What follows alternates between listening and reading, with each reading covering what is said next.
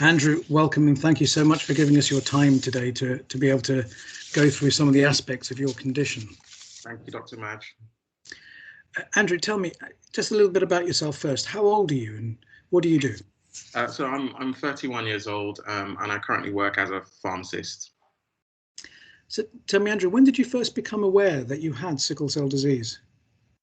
So I remember very sort of clearly being a young child. I would say about 5, 6 years old when I had my sort of first crisis, and I didn't really understand what it was. I just woke up in the middle of the night in excruciating pain and just confusion, not knowing what exactly had come over my body, and just having to sort of go to my parents. In their room and just in tears, just because it's something I'd never ever felt before. And I didn't know that I was I had an illness as a child, because it wasn't something that was overtly mentioned in the home I grew up with. That must have been a horrible and really frightening experience.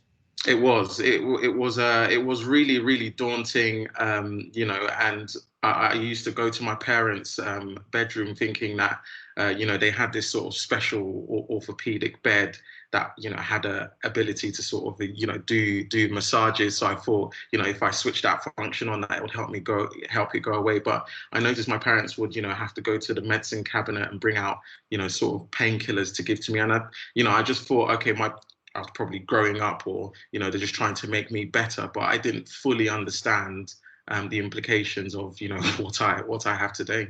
Yeah, I mean, it must have been very, very difficult. Was there anyone else in the family who had sickle cell disease? No, I'm the only one in my family who suffers with the actual disease. Although my siblings, I believe, do carry the trait, but in my immediate family, I'm the only case. I am aware of sort of extended family, so cousins who are over in the United States who are also sufferers as well. But in my sort of primary family, it's just me. I mean, it's such a lot to have to deal with from such a young age. What was it like growing up with sickle cell disease? It was difficult. And I think if I am to remember what the most difficult, challenging aspects for me was, wanting to be normal, wanting to be treated just like everyone else. But at the same time, knowing that I couldn't do what everyone else or, other children used to be able to do.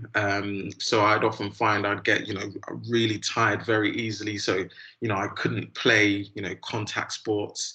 I couldn't really overexert myself. I couldn't do what we would call any activity that was strenuous. So there was this big battle between me trying to stay well and be normal and normal like the other kids and be able to do what everyone else is, and trying to deal with all the crisis that I was getting as a child growing up as well. Really, really challenging.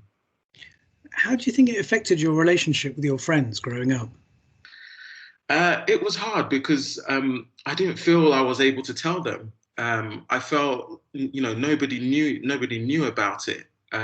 So if I tried to sort of explain what was going on inside my body, they just wouldn't understand.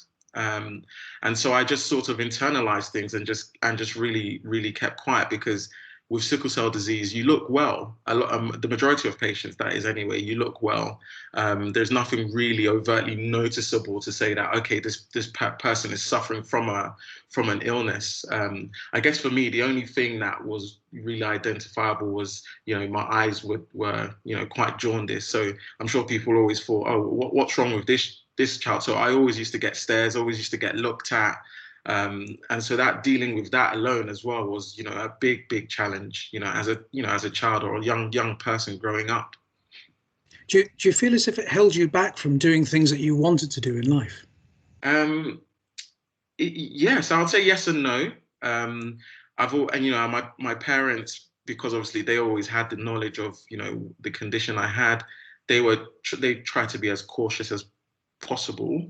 In terms of what I could do, but at the same time try to steer me in the directions of things that I could do, but wouldn't sort of trigger any complications or me getting unwell a lot of the time. Career-wise, it's had its, it's had its impact, it's taken its toll. But I think I've managed to sort of, grind my teeth and get to where I am currently. But let's say, for example, if I wanted to, become a professional footballer, that wouldn't be possible. If I want to become a professional, basketballer, that would almost be, impossible for me. So, there are things that I really do wish I would have been able to do or to explore as a child or a teenager growing up. But I'm happy where I am now. So it's a yes and no on that one.